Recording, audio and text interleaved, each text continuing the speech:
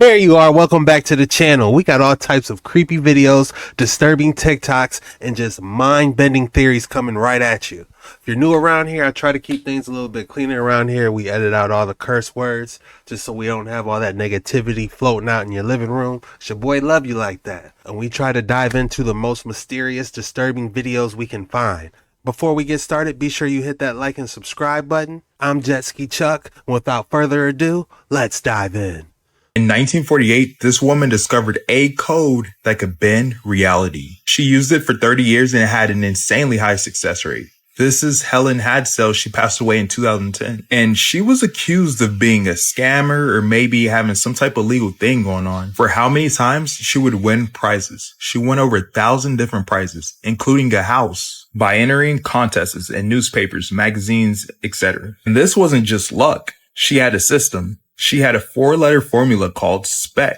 Select it, project it, expect it, collect it. Select it, project it, expect it, collect it. She even wrote a book on it called The Name It and Claim It Game. Select it. Be crystal clear about what you want. She didn't enter contests randomly. She chose the ones she truly desired to win. Project it. See your success vividly in your mind. She would imagine hearing her name called, holding the prizes in her hands, experiencing the emotions of winning. She would visualize that. Projecting it. Expect it. Helen believed you had to expect your success and not hope for it, because hope means uncertain and doubt blocks manifestation. Collect it. Helen always took action. She wrote the slogans, sent the entries, did the work. Her philosophy was the universe rewards action and not daydreaming.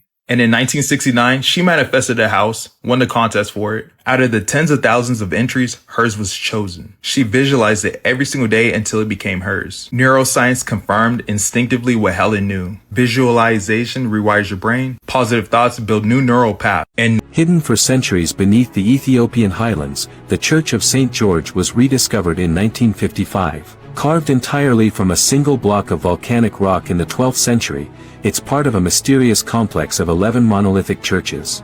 Shaped like a perfect cross, and sunken deep into the ground, its true purpose and method of construction still puzzle historians today. This looks just like Kailasa Temple. Yeah, it might not be as detailed as Kailasa Temple, but looking at how the structure was built from the top down, we might have a connection here.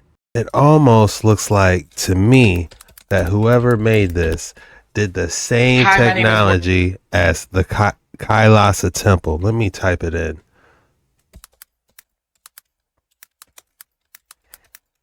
Kailasa Temple. This place defies modern archaeology in every aspect. Everything we've been taught from history needs to be rewritten. If you look at this right here, the mountain is completely carved from the outside around the temple.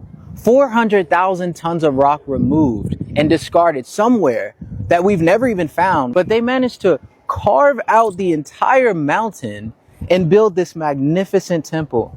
It is absolutely stunning. Every single design detail is very meticulous. They even have a water irrigation system that has been working for thousands of years. Think about the water irrigation system. If they didn't plan that perfectly and didn't carve it perfectly, the entire temple would be flooded by the monsoon rains. They have acoustics in here that when you go,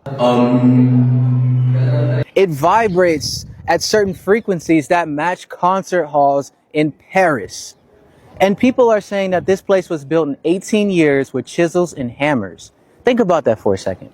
That would mean that 5 tons of rock needs to be removed every hour. Does that make any sense?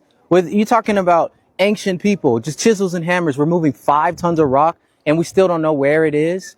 That is a 100-foot tall pillar that is carved from the same mountain.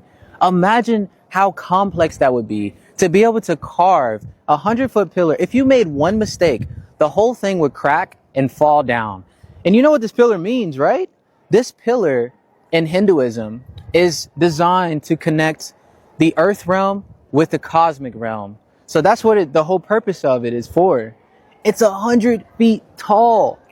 And they carved around the mountain to make this. One mistake, it's done. It's game over. The sculptures at the bottom of the rock, they have elephants carrying the temple from the bottom of the rock. How in the world did they manage to carve that way and actually reverse engineer the rock? How is that possible? Most Modern archaeology, it goes from the bottom up, where they lay out the foundation and then they kind of work their way up. But this one, the top down, literally cut out. Make that make sense. That's way more work. If you actually think about it, that's way more work than building it than finding an empty space somewhere out there and being like, all right, cool, we got an empty space, we're gonna build it up, cool, that's manageable. But they said, you see that mountain over there? I'm gonna carve all across the whole thing, and I'm gonna make this insane temple. And that's what they did. And if we look at this in Ethiopia, it looks like they had the same technology. And what? That's in Africa, and the other one's in where? India? So that's across the block. That's across the world. And they had the same type of ancient technology. I think it was some type of spaceship projecting a CNC machine into the rock. India has some of the world's most mind-blowing architecture, but this one right here, that Kailasa temple, it's right up there with the pyramids to me. All of that was carved out of one big mountain of rock. Let me get out the way. Look at that. That's all just one big rock.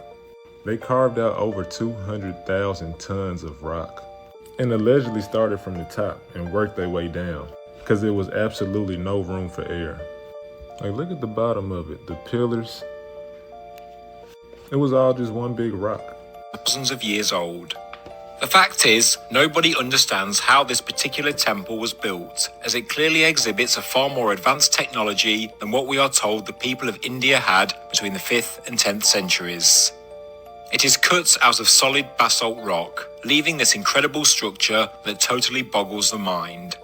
It is thought to symbolize Mount Kailash, the Himalayan abode of Lord Shiva, one of the most important Hindu deities. And it is just one of 34 cave systems that has been excavated from the surrounding bedrock in this region.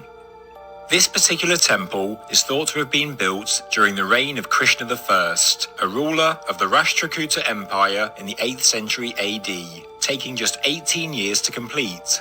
It is estimated that a total of 200,000 to 500,000 tons of rock were excavated out of the vertical cliff. And another mystery is where the basalt went. It seems to have vanished without a trace, along with the tools used to build it.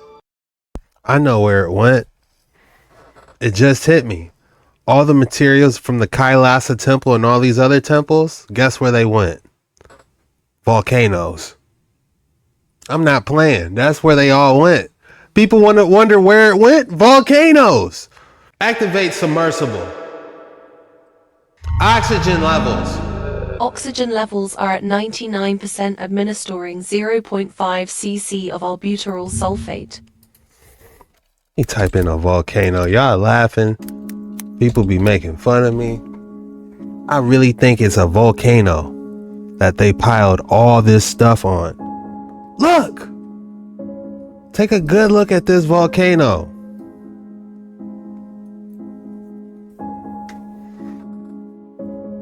Somebody piled a whole bunch of rubbish there, y'all. There's nothing special about volcanoes, except it is a giant ancient landfill. How they dumped it out, I don't know. How they built Kailasa Temple, I don't know. But people are looking for the remains from this temple. You're looking for the remains of this temple. Guess where it went? Right here. Not the specific one, but the closest one to the closest volcano site to Kailasa Temple, I guarantee you. Let's type it in. How far is a volcano from Kailasa Temple?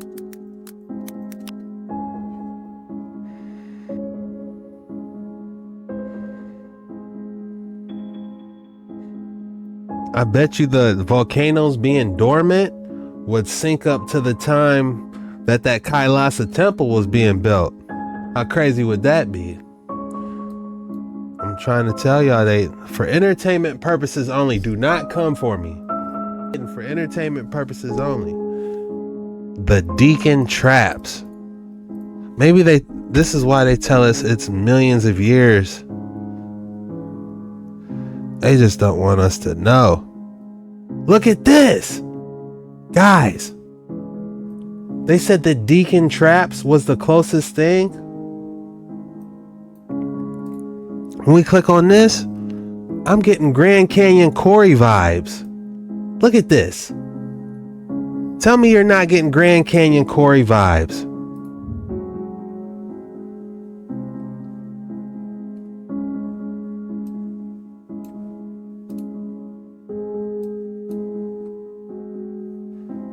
Look, this got excavated right here.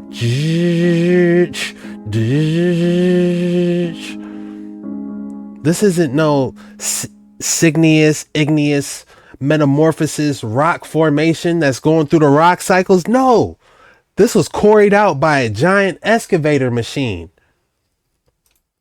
Let me show you the machine. Giant excavator.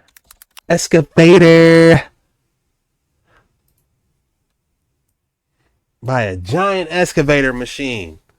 Look at how that blade matches up. Look at the background. Now look at this. The Deacon traps. You see it?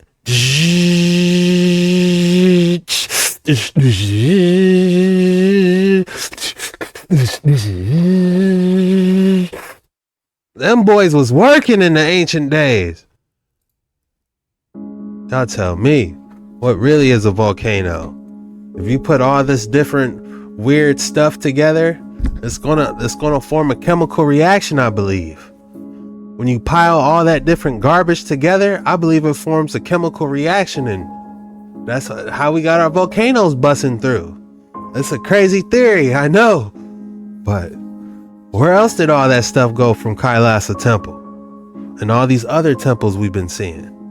Based on the accepted history, if people worked a 12-hour day every single day for 20 years to build the temple, they would have had to dig out no less than 20,000 tons of stone a year, which equates to 1,666 tons a month, or 55 tons a day, or 4 to 5 tons every single hour.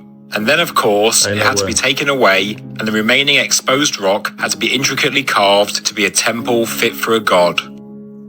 Many who have studied it believe it was excavated vertically so that it was possible to achieve the end product. They state that the builders started at the top and worked downwards, carving out one of the most fascinating ancient temple complexes on Earth. And, as it was a bedrock excavation, there was zero room for error, and on inspection, no errors were made. This is sophistication to the highest order. Alright, so after further review, ain't no way humans did this, bro. Cause, I mean, if they did, it's possible. But if they did, we have devolved a lot. Like, not evolved, but we went back. Cause it ain't no way. They used to be able to do stuff like this, and we don't do it now. The pyramids, we cannot do that right now. And this is thousands of years old. I'm gonna tell you, it's either one of two things. We either got some point in time, or the fallen angels came and was either teaching directly exactly what to do, or they was doing it themselves. It's no in between. India has some of the world's most mind-blowing architecture, but this one right here. Could the fallen angels might have carved it? Did they use some type of CNC projecting device? It's crazy to think about, man. Drop your thoughts in the comments below. I'm not done with you. Let's dive a little deeper. Waterfalls come from the stumps of the ancient petrified trees. There's no water in the house. Hoping that this one has water. Let's see. There's water. Yay. There is water. So I wonder where is this water coming from, but at least we've got water. From a tree.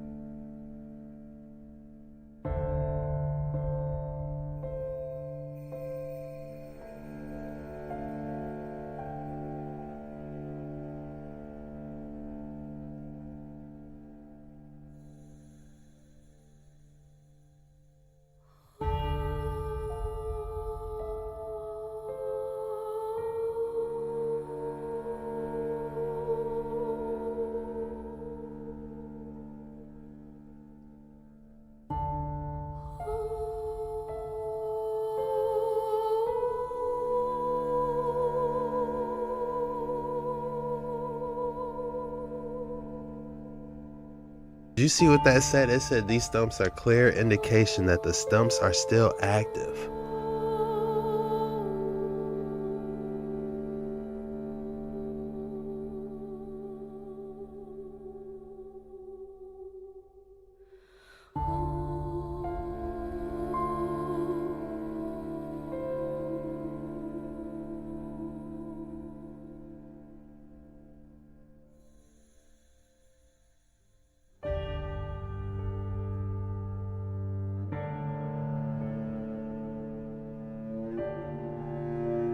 Look how massive that tree is. That's Devil's Tower right there. Look how tiny it is. Look how massive this tree is. This tree literally went past the clouds. Without a doubt, you had people living in these trees now. Back in the ancient times, I see it. Giants were climbing all in these trees. They probably had buildings, just like how you see all these Tartarian old-looking structures. They probably had them inside these trees. Something went down. A massive war went down, and they labored at every single tree, cutting them down. You know, there had to be a war. I'm sure people put up a fight to try to stop them from putting these trees down. But if you look carefully, look how clean every single tree stump is cut. You know, they use some type of futuristic technology, solar technology. They harnessed the sun and aimed it right at the tree stump, and I'm telling you guys, you know, you didn't have some giant just come over with an axe and, you know, John Beanstalk. What's that story? Jack and the Beanstalk. There it is. You didn't have someone just Jack and the Beanstalk come with the axe and chop it. These are smooth cuts on all these giant tree stumps. It was solar technology. They had some type of beam and they just was it gets crazy, y'all. I believe back in the ancient times, it looked straight out of science fiction movie. They had airships, they had civilizations living in these trees, and they had solar technology. That's how they were able to cut all these tree stumps so cleanly. I'm convinced now, every single waterfall you see is an active tree stump. The roots of these giant tree stumps are pulling water from the great deep.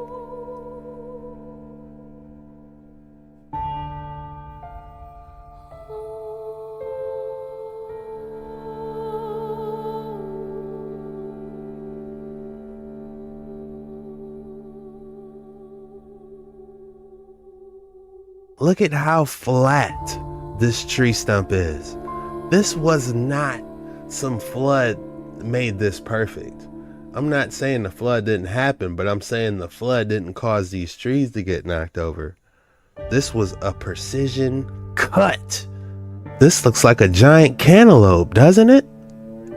In the middle is the core or the seed. Or it could be a giant peach for real. James and the giant peach. Here you go. Could this be one of the fruits that was dangling on those trees? A cantaloupe? Something.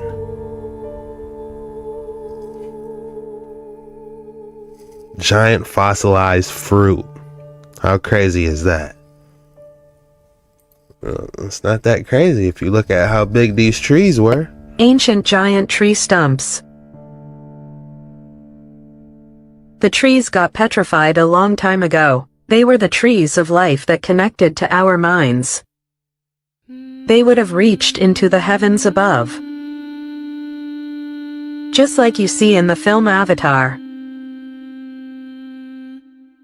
Don't be fooled by thinking these are mountains.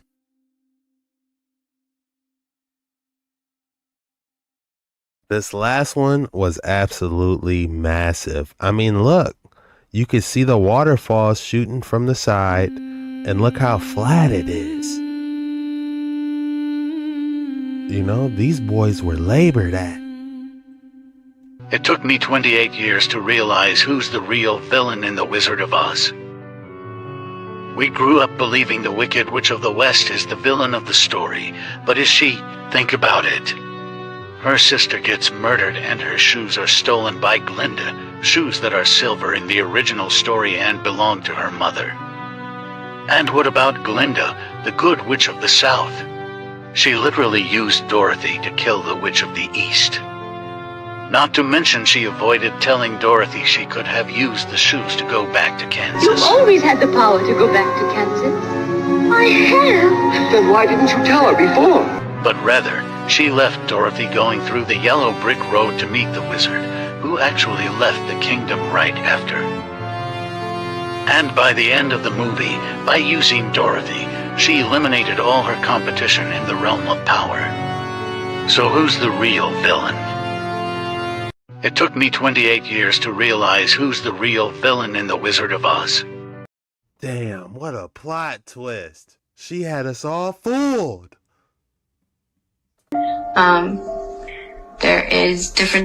There's cities underground, there's warehouses underground, there's actual homes underground. People build these tunnels and they've built them for decades. There's a lot of elite celebrities. They go down there for parties.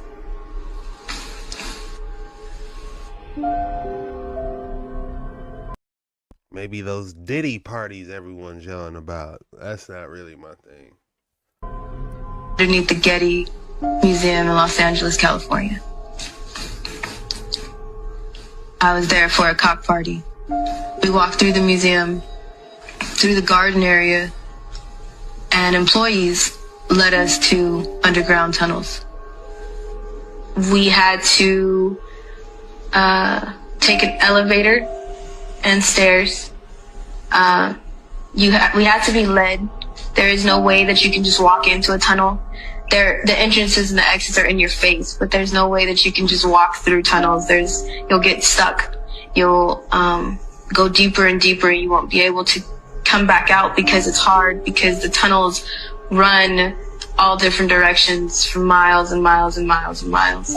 So if you go down the wrong one, you'll get stuck, and it's confusing to turn back around and get back to where you're going.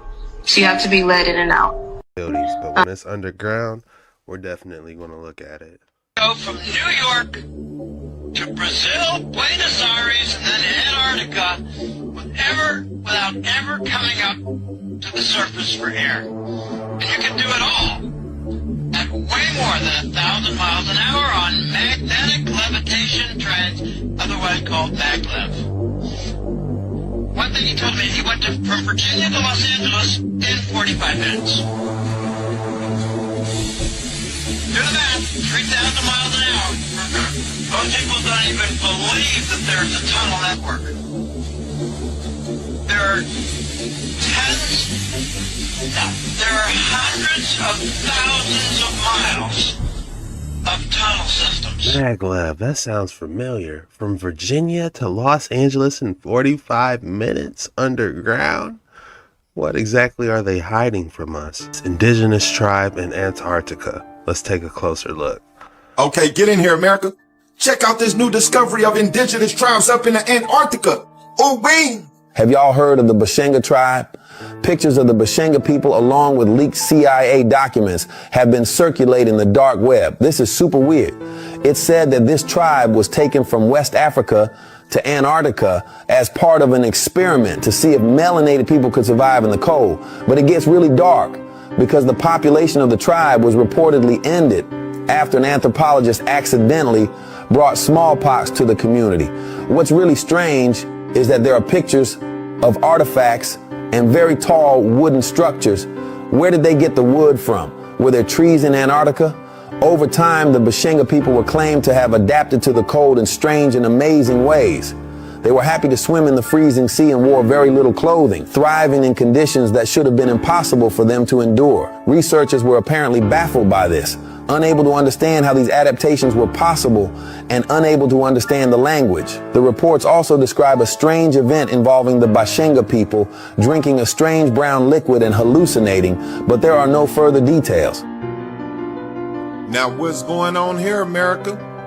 It seems like we keep on finding these indigenous melanated people all over the world, even in the North Pole.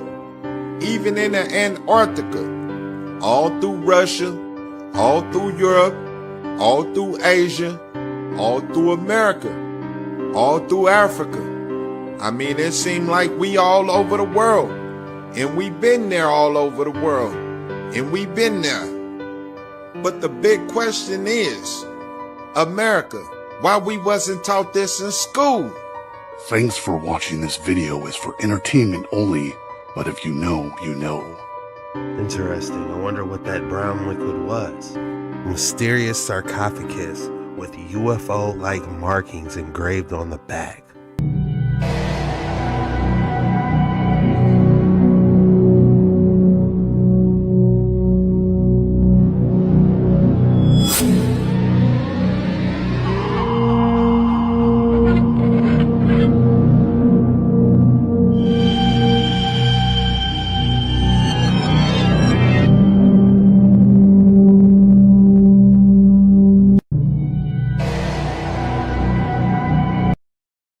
That was kind of terrifying.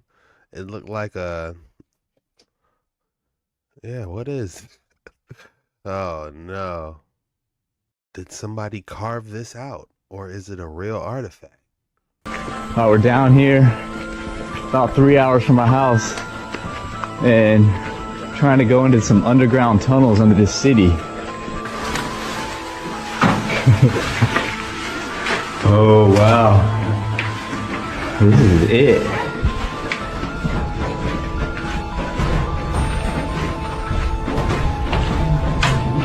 Whoa, it looks like we got a gate here, but we can get through. Whoa. There's a ladder that goes up. Oh. Okay, we gotta get up there. Oh. Oh, that's too creepy. Somebody kept their child in here, it looks like. Desperate times. Hold up. That's the scariest thing I've ever seen. We gotta first figure out what this place even is for. Is it a prison? A bunch of old electronics, a bunch of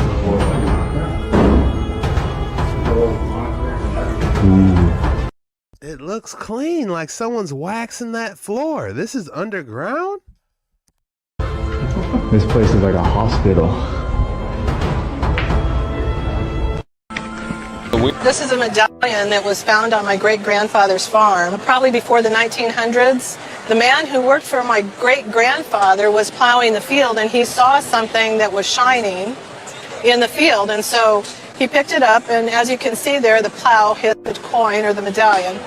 My great-grandfather gave him 3 hogs for the coin. And so years later, when my great-grandfather and his wife wanted to retire into Blair, Nebraska, he decided that maybe it'd be a good idea to check this out, have a lawyer look into it in Omaha. The Omaha World Herald got a hold of that, and they wrote an article about that in 1934, and it was then passed down to my grandfather, and then to my father, and then to me. I can tell you it is an authentic 1809 James Madison Indian piece medal, and it's made of solid silver. Oh, great. These were minted at the U.S. Mint in Philadelphia and designed by a German immigrant named John Reich, who was the assistant engraver of the U.S. Mint. He also designed a lot of very famous coins throughout the earlier part of the 19th century. These were minted by the U.S. Mint and given out to representatives of the U.S. government to give to Indian chiefs throughout the Missouri and Mississippi River valleys and upper Midwest. Okay. Now, they were minted in 3 sizes, a 2-inch, a 2.5-inch, and a 3-inch. Oh. And they were given out in importance order, the 3-inch to the most important Indian chiefs, the 2.5-inch, which you have here, to slightly lesser chiefs, and then the 2-inch to maybe even lesser important chiefs than that. Great. What you have here on the front is the bust of President Madison, and it says James Madison, President of the United States, and it's dated AD 1809. Here on the back side of the medal, we have peace and friendship, and it shows a U.S. Army cavalry cuffed hand shaking a bare-wristed hand, so presumably that of an American Indian. Right. And above that is the crossed tomahawk and peace pipe. And you'll also see that it does have a suspension loop And that is very common, as they were not issued that way, but Indians wanted to wear them, so they were often pierced for suspension. Okay. These were perceived as very important by American Indians and often traded amongst themselves and sought after even within their communities. Oh, okay. So the question, is it real? The answer is yes. I'm so excited. The question, what's the value? If this were to come up at auction, I would expect it to sell for between $20,000 and $30,000. Wow. Wow. For 3 hogs, that's a lot of money.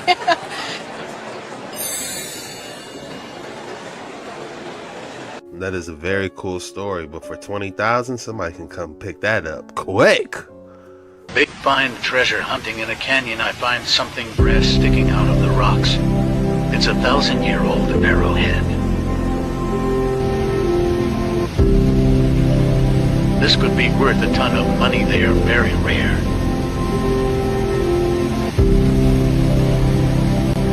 Big find treasure hunting in a canyon. I find something brass. I thought it's something powerful was hunting. You know, for it to shoot it like that, what if it cracked the rock? Look how it was pinned inside. You know, that's crazy. Or somebody was saving it for later. But it's got me thinking, did somebody really shoot a powerful arrow shot and it cracked that rock from some ancient, you know? If you made it.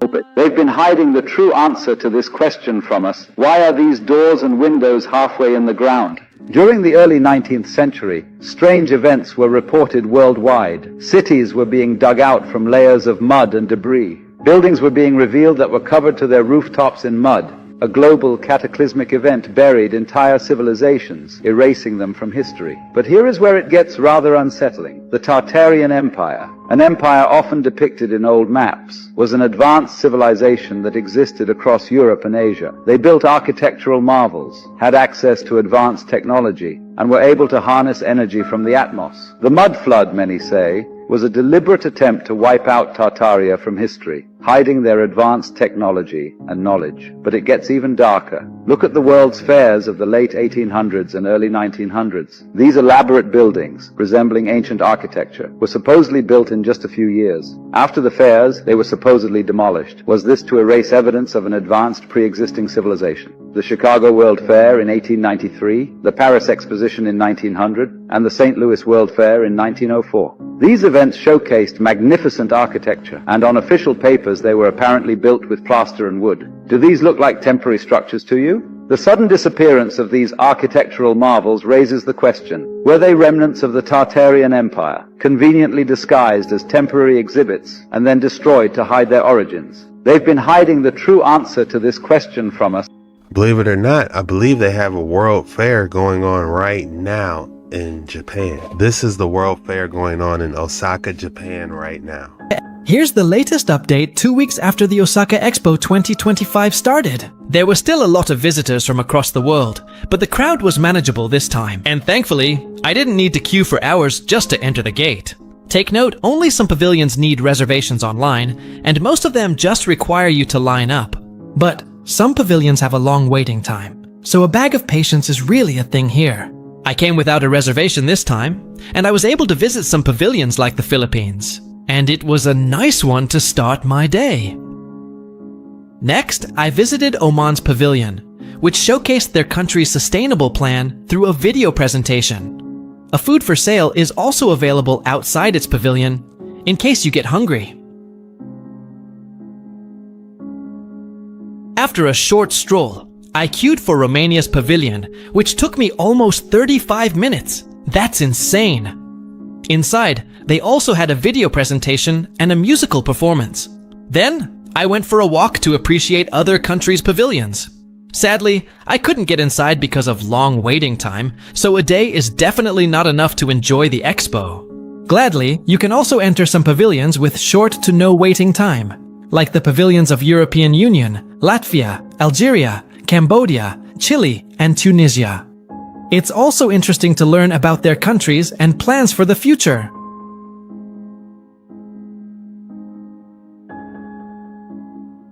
True enough, this expo is a perfect avenue to invite people to consider visiting their countries to experience their food, customs, and culture. Just across, pavilions of Serbia, Bangladesh, Senegal, and Egypt have short to no waiting time. So if you're collecting stamps, you can easily get them there. For dinner, I headed to the Expo's food hall. There were many to choose from, but it's still a good option to bring your own food.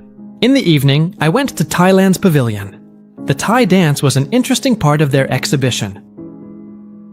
Adjacent to the Thailand's pavilion is the Spain's pavilion, which is one of the biggest. They have interesting displays inside, and you can even dine in their restaurant and buy wine. The view at night is spectacular because of the building's display of lights. A fireworks display is also held every month, so plan your visit accordingly. Upon exiting the area, a lot of patience is once again needed, as a big crowd is expected to also leave the area at the same time. Which pavilion do you want to visit? Share it in the comments. Japan awaits, always. Japan just built a city packed with 160 countries inside of it, and they didn't just slap some flags around and call it a day. There are over 60 countries who have their own massive pavilions. One second you're walking through the streets of Saudi Arabia, the next you're inside a rocket in the US, and then you're lost in a forest in Indonesia. It's called the Expo 2025, and it's like traveling the world without ever leaving Osaka. And the goal is to show off future technology, culture, and how the world can actually work together. And to protect the city of the future, they built the world's largest wooden wall around it, just in case the Titans show up. Oh, and the mayor of this place is whatever this thing is, and you can experience it through... That wooden wall isn't going to stop no Titans. Some people theorize that they were trying to tell us about the ice wall. That's for another video. Hey, a person managed to record possible dimensional portal from the top of a mountain.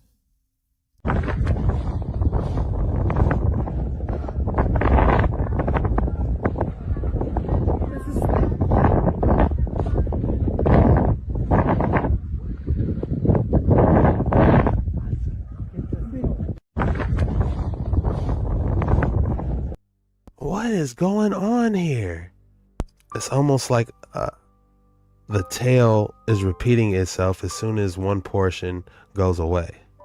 So it's like a tail is chasing the head and it's staying in one formation. Did you see that? But what are they trying to do here? I'm not seeing any type of light in the middle. That is interesting. Look at this. I almost said comet, but it's definitely not a comet. It's like a capsule. And look at how it's changing directions.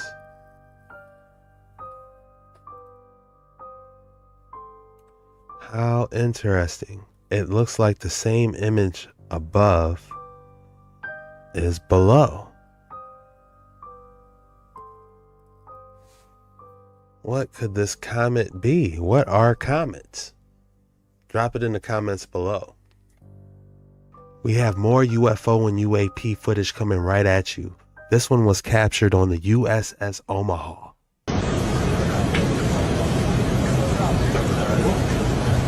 Took off, booking it.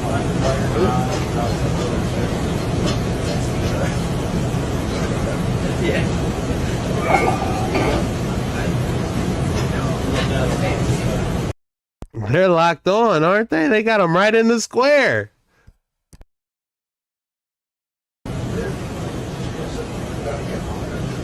Break Omaha, 50 kid, Rafael Peralta, passability to launch Hilo ASAP. Splashing your bearing ring. Sure. Got you in 3 knots. Keep going, bro. So, We're making 10, so we can probably bring that 35 route plus windy as well. Sir. Yeah, that brings it. We got a lot of white water up there, so 6 foot swells. Whoa, it's getting close. Yeah, we have 31 knots sustained wind, topside, gust of 40. What was splashed? Splashed. Mark bearing and range.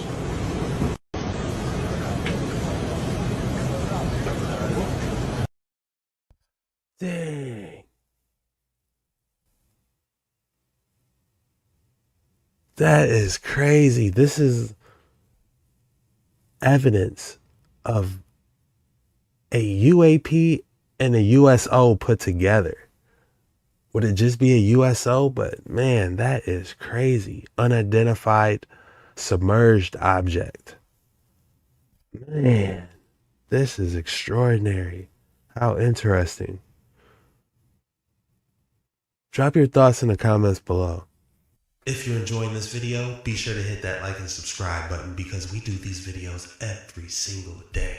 And I'd love to see you tomorrow. So let's get straight back into the action. Have you heard of the living god in the Mallur temple of India? Yes, there is a statue of Lord Narasimha, the half-man, half-lion deity, and he is said to be alive.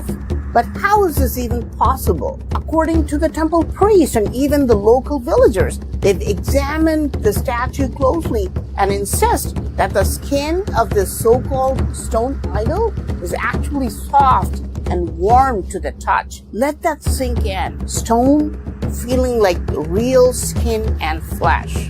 How can this be? Experts continue to insist it's just a stone sculpture, but locals aren't convinced. They believe it's not ordinary stone at all, but a mud fossil, a petrified ancient body of the god himself, waiting silently. And what's more chilling? They say he can come alive and begin walking anytime. Why do we keep hearing about these strange and ancient legends in India? Is there something more? Shout out to Pareen Mohan for that creepy theory. Those statues actually being live at one time? I wonder what it feels like touching that one little spot that they kept jabbing at. Is that skin that didn't get touched by the petrification? Oh man, somebody hit the jackpot. But that gold is probably cursed. Oh, look at those extraordinary golden statues.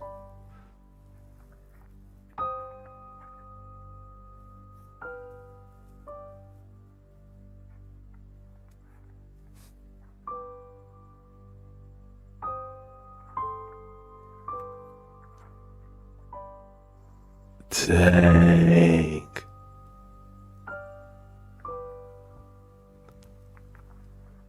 Are these fake or are they real? They look real to me. They got this inside of some hidden cave. Oh, man. Is it real or is it fake? And what is your favorite piece? That Anubis goes crazy. These three right here are extraordinary. If that's made out of pure gold, man, how much would all this be worth?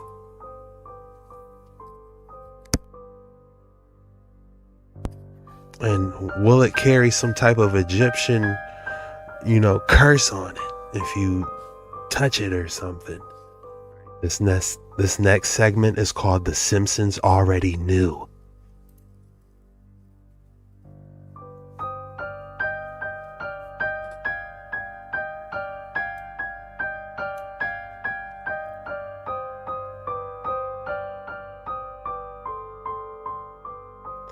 It's almost like the people that write The Simpsons are connected to these different events.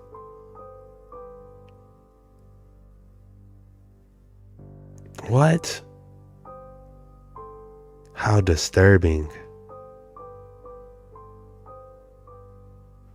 I guess they don't call it watermelon for nothing.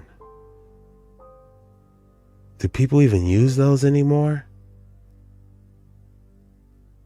Wow, that's the same exact dress. Jeez.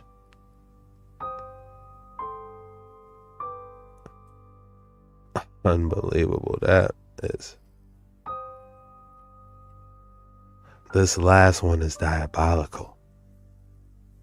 What exactly are they trying to do with these different events? Who's actually writing behind The Simpsons that predicts all this? Someone had asked AI, what does the universe truly look like? And they wanted a picture. And this is what they gave them. Now, hold on real quick. I zoomed in on this shit. Now, I want y'all to peep this shit. This is like a different realm right here, right? And then you have a realm right here. Peep this, though. This supposed to be all of the different like star systems or whatever. But you know what I noticed in this shit, y'all? How there's boundaries and how there's a flat plane right there. You can see that, right? Now, you know they be trying to tell us, bro. That's what AI is meant to do. Artificial intelligence. They're telling us that there are beings on the outside of this skirt that's looking inside. Look, you can even see that there's cities and everything on the outside. And then if you look at the picture different, it's looking inwards.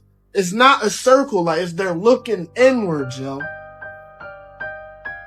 I've been trying to tell y'all.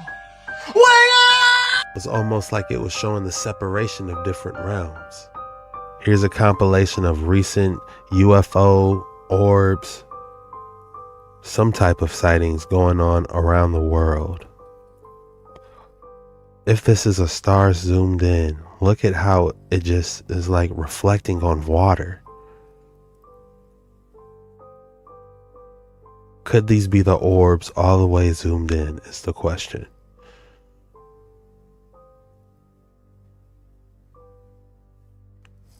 In this camera, we can see how they're all the way zoomed in. The star figure. What is going on here? Dang, this one has something orbiting. Some type of generation going on in the middle. We got a fluorescent yin yang. This is getting out of control. Almost like two dots or face. Interesting. This one is, they're all extremely eerie. It gives you an eerie vibe, like you're deep, deep, deep underwater. Dark Waters 9. Several UFOs formation filmed in Ohio. Look at it. Look like the Little Dipper for a second.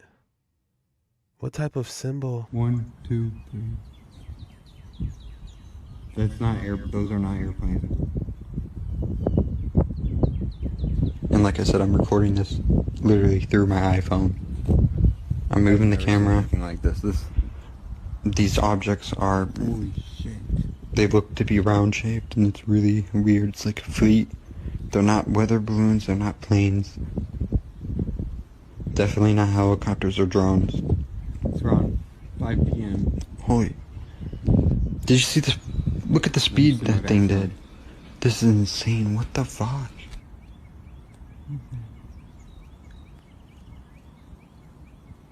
We're disappearing. One just took off and shot to the left. Did you see that? It just was. Pew! Oh my god. What did I just video? Oh my god. Oh my gosh. What was that? Para mucho más contenido, sígueme en mi canal de YouTube, OVNIs Reales. I'm losing my mind. Oh my god. For a second, it looked like they went right through the moon, didn't it? It looks like they're still having operations to the moon, but they're not telling anybody. What exactly is going on? In the sweltering heat of July 1986, a construction crew near the town of Guanghan in Sichuan province, China, were digging a ditch for a power line when they discovered something extraordinary. Beneath the clay lay a pit, stuffed to the brim with mysterious bronze statues with staring eyes and twisted grins. Realizing this was no ordinary find, they called the local museum. And what happened next would rewrite history as we know it. Archaeologists quickly descended on the site and uncovered two massive sacrificial pits.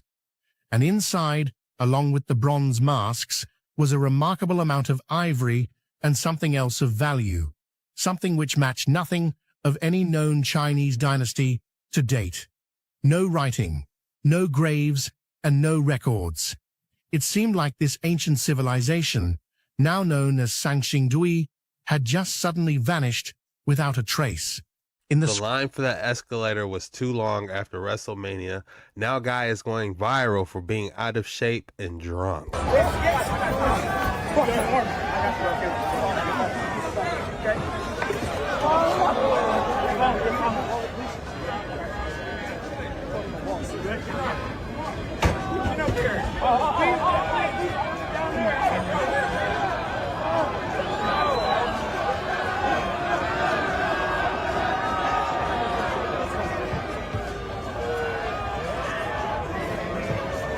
Oh, he gave up. I believe in it. One more time. They were going to start chanting one more time. One more. He would have did it if everyone started chanting. That positive energy and vibes, he would have powered through. The exact reasons why it sank are still up for debate, but it's clear that the city was lost to the sea. Eventually, it became a bit of a myth. But then, in 2000, an underwater archaeologist named Frank Gaudio came across something while searching for the lost city of Alexandria. What he found were these massive statues, ancient ships, and sunken temples. The city had been buried under about 10 meters of water. The exact reasons why it sank are still up. Look at it. It looks just like a Mayan pyramid, doesn't it? Newly discovered sunken city. No one has no idea. Well, tell us where they filmed it. This would be scary to see while out hiking. Are you able to see it on the picture? Yes, look. God, that's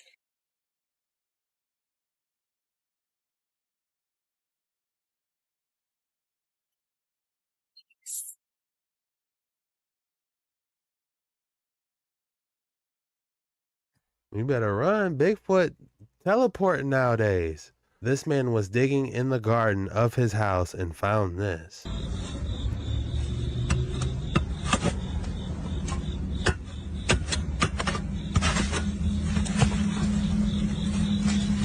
Oh, come to the back.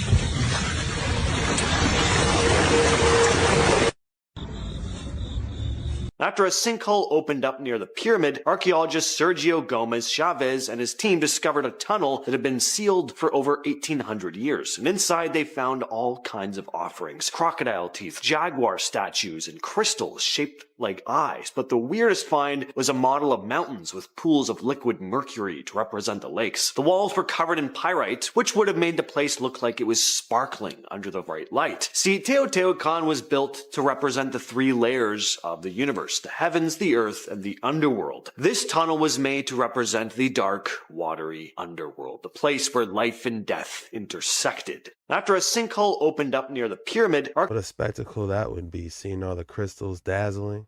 很久以前，仙界有一位与众不同的仙人，名叫哈基仙人。他不像其他仙人那样整日打坐，而是沉迷于研究各种稀奇古怪的仙术。其中，在很久以前，仙 That cat isn't about to give you a side quest. I don't know who is. I've shown you hundreds of lingams on my channel, but this type of lingam, a lingam with a face, is quite rare. And it's even more rare to see an ancient Mukha lingam. Look how his nose is also deliberately destroyed, and his face seems to have some mesmerizing energy, but he's also shown with a third eye. You will find this third eye depicted on most Shiva statues, and when he opens his third eye, the enemy is destroyed and the world is awakened. Is it really a third eye? I've shown you hundreds.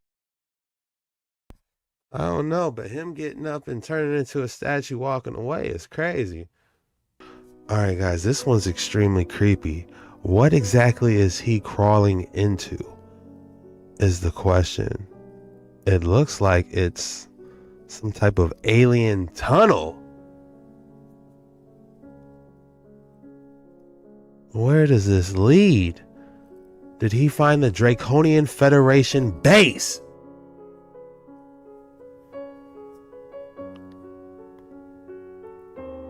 This gotta be in Russia or something. This is like some type of hidden footage. Some type of, you know. deep dark waters 9 type.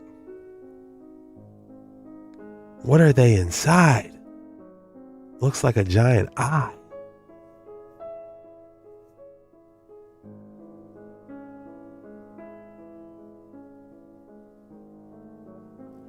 How interesting. Look at this structure though. Is it a tree trunk? What is it? Drop your thoughts in the comments below. Strategically situated on a monolithic rock close to the Tigris River in the southwest of Turkey, you'll find Ejil Kalesi and its ancient tombs. These incredible structures were carved directly from the bedrock, which is an extraordinary feat for the tools of the time. Nobody is really sure who built this intriguing structure, but on the west side of the castle, a cuneiform relief was discovered, which only appears for 1 minute at sunset. From this, archaeologists dated the site back to 3,000 years ago. However, researchers believe it could be around 8,000 years old. It is believed that the Assyrians discovered the castle, which was already built at the time. But there is another interesting part of this historical site: its mysterious ancient tunnels. There are 4 known tunnels carved directly through the rock, and it is believed there are more yet to be discovered that could stretch as far as the Tigris River and the bathhouse in the valleys. Strategically situated on a monolith. It does look like somebody just took like some type of ancient drill through that rock. But what type of technology did they have back in the days is the question. Hey guys, this one is a banger. We got more alien and UFO disclosure coming straight at you, bucko. Encounter in the Dolomite Mountains, Italy, 1968. I was walking for help, and suddenly I walked into a wall of fog, and at about 300 meters there was a huge UFO. I continued walking, and at about 40 to 50 meters to the right of the UFO there seemed to be an enormous robot figure. It had 3 legs with 4 arms, and it seemed to be working outside of the object. I was befuddled. The light was incredibly intense, and it hurt my eyes. It had a kind of halo of orange-violet light, which reached about half a meter beyond the skin. The light didn't spread further than this halo, and where I stood was still dark. Dal centro dell'UFO si apre una luce arancione, a metà di questa luce nel centro c'era come una luce viola, e acceso un essere con un casco. I saw a figure with a glass helmet on. The eyes were like a cat's eyes, emerald green and white. Its nose was also cat-like. It had a finely drawn mouth. The skin was olive-colored and flawless. Its head suggested rubber and was completely unwrinkled. He came towards me. Telepathically, he asked me where I came from. Un verde chiaro, oliva chiaro, chiaro, chiaro. E quando muoveva la testa così, era come se fosse di gomma, non faceva rughe, niente. Then he told me about them. He said they came from another galaxy, very, very far away. They were from another planet, which had at some point suffered from some kind of disaster. It was 10 times bigger than Earth, and it had 2 suns, a large sun and a smaller partner, the so-called binary star. Their UFO was... What if he's saying something else and they translating it to something different? Because maybe he came from somewhere on Earth instead of some galaxies away. Just something to think about. Transport ship, and they were collecting samples of animal life from our planet, some of which they put there in the first place. Their planet was similar to Earth and had plants and grass, but they needed animals. Come a suo tempo mi ha detto, altri extraterrestri della vostra galassia hanno impiantato. He went on to say that our planet suffered from some kind of imbalance. He also spoke about God. When I asked questions, he looked at me as if I was a fool. When he looked at me, I felt undressed. I felt an inner happiness when he spoke, which I can't describe. I felt at one with everything. God was in me. God was in the air. God was in the air we breathe. God was in the words I spoke. L'aria che respiri è Dio, la terra dove pesti è Dio, i sassi, le piante, tutto quello che ti sconda è Dio.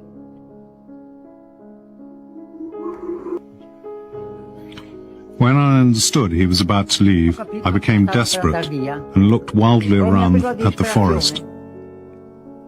I spoke out loud and begged him not to leave. I sobbed, "Don't leave me, don't leave me." He replied he had to go and couldn't leave me anything at all. It would harm me. I sank to one knee and I sobbed like a child. I pleaded with him. I was inconsolable.